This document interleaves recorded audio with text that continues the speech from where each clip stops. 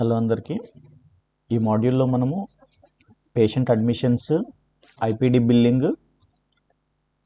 Billing items, service items, అలానే discharge summaries మనము ఎలా చేస్తాము అన్నది, డిశ్చార్జ్ బిల్లింగ్తో ఎలా చేస్తాము అన్నది మనం ఇందులో చూద్దాము. వన్స్ మీరు P360 పోర్టల్లోకి లాగిన్ తర్వాత మీ యూజర్ ఐడితోనే ఇన్ జనరల్గా అడ్మిషన్ అంతా అనేది ఓపీడీ నుంచి కానీ లేదా ఐపీడీ డెస్క్ నుంచి కానీ జరుగుతుంది. అంటే it whereas from hospital to hospital. మనకి ఈ హాస్పిటల్లో ఏంటి అని అంటే అడ్మిషన్, బిల్లింగ్, ఓపీడీ అంతా కూడా ఒకే డెస్క్ నుంచి జరుగుతుంది. అంటే స్మాల్ స్కేల్ సెటప్ హాస్పిటల్స్ అన్నిటికీ కూడా ఇన్ జనరల్గా ఇలానే ఉంటుంది. ఒకవేళ ఎంటర్ప్రైజ్ సెటప్స్లో అది డిఫరెంట్గా ఉంటుంది. ఆ డిఫరెంట్ ఎలా ఉంటుంది ఏంటి అనేది అది హాస్పిటల్ని బట్టి డిసైడ్ అవుతుంది కాబట్టి, బట్ ఇక్కడ మనకి షార్ట్ అండ్ సింపుల్గా మనము అడ్మిషన్ అనేది ఎలా చేస్తాము, ఆ బిల్లింగ్ ఎలా చేస్తాము, అసలు మనం ఎలా చెక్ చేస్తాము అన్నది వెరీ షార్ట్ వీడియోలో చూపించడానికి ట్రై చేస్తాను మీకు. సింపుల్ ఏముండదు. వన్స్ పేషెంట్ రిజిస్టర్ అయిన తర్వాత ఆల్రెడీ మన దగ్గర రిజిస్టర్ అయిన పేషెంట్ లేదా పేషెంట్ రిజిస్ట్రేషన్ లేదా కొత్తగా వచ్చారు, జస్ట్ కొత్త పేషెంట్ రిజిస్టర్ చేస్తారు. మీరు ఇక్కడ సింపుల్గా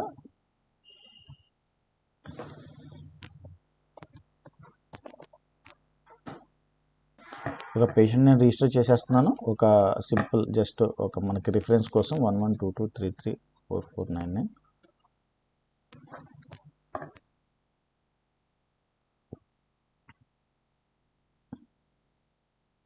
నేను పేషెంట్ రిజిస్టర్ చేసేస్తున్నాను ఇక్కడ సింపుల్గా.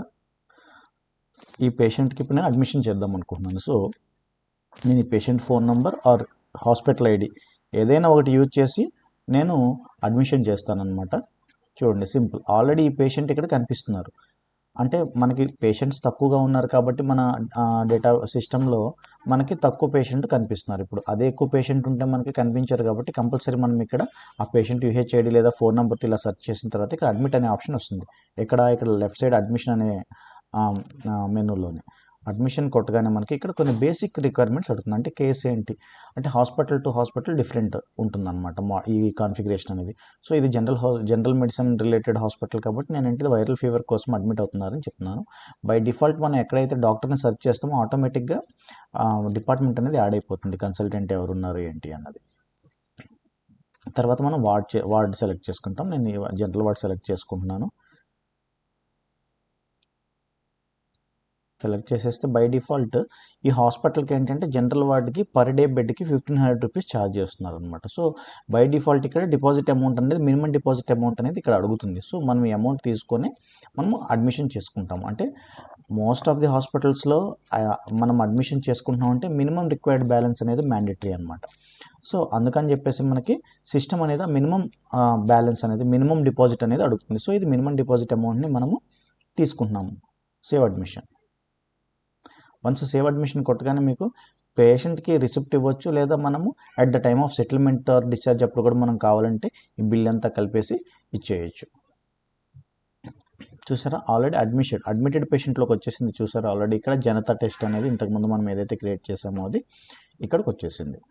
సో చూడండి ఇక్కడ ఆల్రెడీ మనకి ఇక్కడ కూడా కనిపిస్తుంది. చూసారు ఈ టెస్ట్ పేషెంట్ అనేది యాక్చువల్గా మేము 4 days బ్యాక్ వేరే టెస్ట్ పర్పస్ చేసాము. సో అది కూడా అడ్మిటెడ్ చూపిస్తుంది. ఇప్పుడు మనం చేసిన పేషెంట్ ఎవరైతే జనతా టెస్ట్ అనేది ఉందో అది అడ్మిటెడ్ చూపిస్తుంది ఇక్కడ బై డిఫాల్ట్. సో ఇప్పుడు అడ్మిటెడ్ పేషెంట్స్ ఉన్నారు. సో ఈ అడ్మిటెడ్ పేషెంట్స్ ఎవ్రీడే ఆటోమేటిక్గా వాళ్ళకి మనము ప్రీడిఫైన్డ్ సర్వీసెస్ అన్ని మనం యాడ్ చేసుకోవచ్చు. అది ఎలానో చూపిస్తాను. ఫర్ ఎగ్జాంపుల్ ఈ అడ్మిటెడ్ పేషెంట్కి ఎవరైతే ఉన్నారో ఆ పేషెంట్కి నేను ఇంకా అడిషనల్ సర్వీస్ యాడ్ చేద్దాం అనుకుంటున్నాను. ఐపీ బిల్లింగ్లోకి వెళ్ళేది ఐపీ బిల్లింగ్లోకి వెళ్ళాలి. జస్ట్ పేషెంట్ మనం ఏం చేసాం ఇంతకుముందు జనతా టెస్ట్ అనే పేషెంట్కి ఓన్లీ మనము మినిమం డిపాజిట్ కలెక్ట్ చేసుకున్నాం. బట్ ఈ పేషెంట్కి మనము ఏదైనా లైక్ సిబిపి సిఆర్పి చేయాలనిపించింది డాక్టర్కి. సో సిబిపి యాడ్ చేసాము. ఎందుకంటే ఆల్రెడీ పేషెంట్తో ఒక అడ్వాన్స్ మన దగ్గర 1500 ఉంది. సో నేను సిబిపి రిక్వెస్ట్ చేస్తాను ఈ పేషెంట్కి. సిబిపి రిక్వెస్ట్ చేయగానే ఏంటి ఆటోమేటిక్గా చూసారా 400 రూపీస్ ఆటోమేటిక్ ఇందులో నుంచి వాళ్ళు ఏదైతే పేమెంట్ అడ్వాన్స్ మనకి ఇచ్చారో అందులో నుంచి డిడక్ట్ అయిపోతుంది అనమాట. సో అలానే మనం ఇంకా వేరే ఎనీ ఐటమ్ మనం ఇక్కడ యాడ్ చేయొచ్చు అనమాట.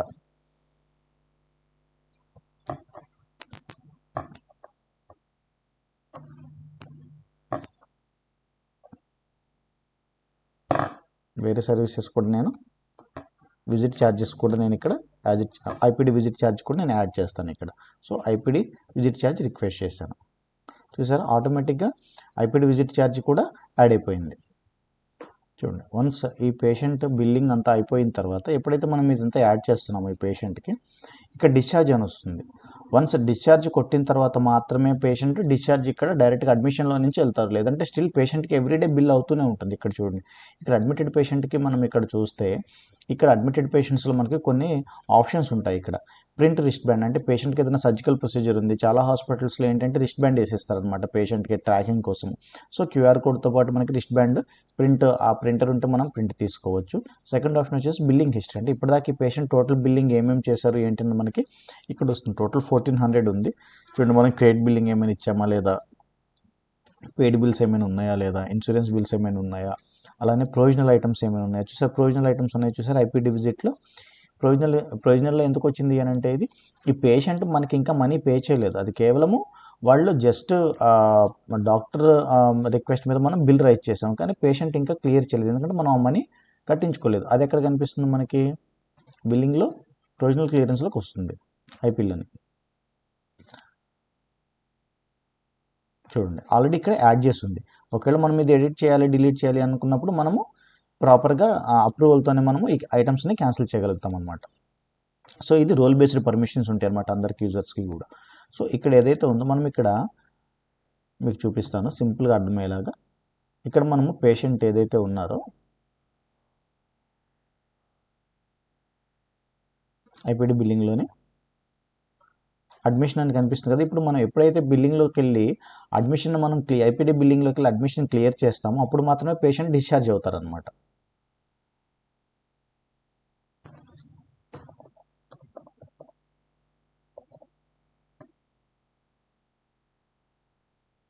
చూసారా, పేషెంట్ డిశ్చార్జ్ అయిపోతుంది.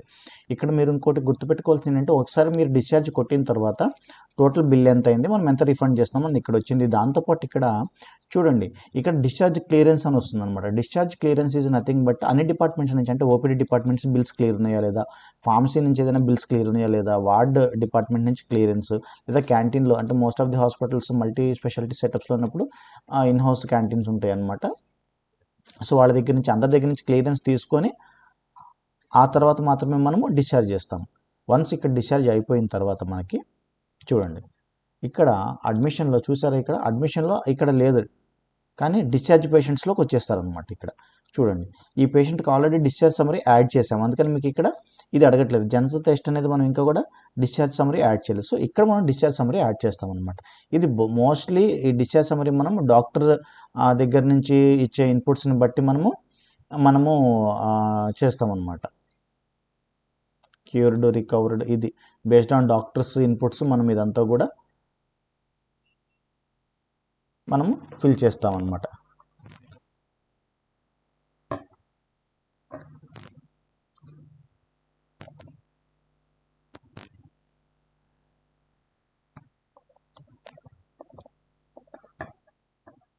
ఇక్కడ మనం మోస్ట్లీ డాక్టర్స్ ఇచ్చిన వాటిపైననే మనము వర్కౌట్ చేయాలి.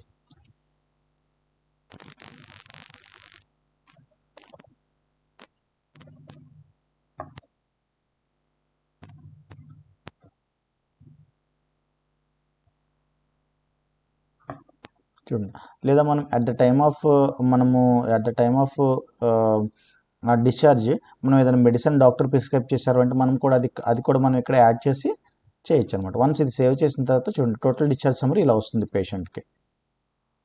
చూసారా, నేను ఇక్కడ చీఫ్ కంప్లైంట్స్ దగ్గర 1 2 3 4 5 6 7 8 9 10 11 12 అని రాశాను. ఎందుకు అని అంటే మీకు ఇది ఏ ఆర్డర్లో వస్తుంది అర్థం అవ్వాలి అని చెప్పేసి నేను ఇది ఇక్కడ పెట్టాను అనమాట. సో డిశ్చార్జ్ టైప్ ఏంటి అంటే discharge at the time of discharge ఎలా ఉన్నారు, చీఫ్ కంప్లైంట్స్ ఏంటి, అలానే పేషెంట్ హిస్టరీ ఏదైనా ఉందా అంతకుముందు మనం తీసుకుంది, కండిషన్ ఏంటి, అలర్జీస్, ఇవన్నీ కూడా మనము తీసుకోవచ్చు. సో డిశ్చార్జ్ అనేది ఇంత చాలా ఈజీ అనమాట. Thank you.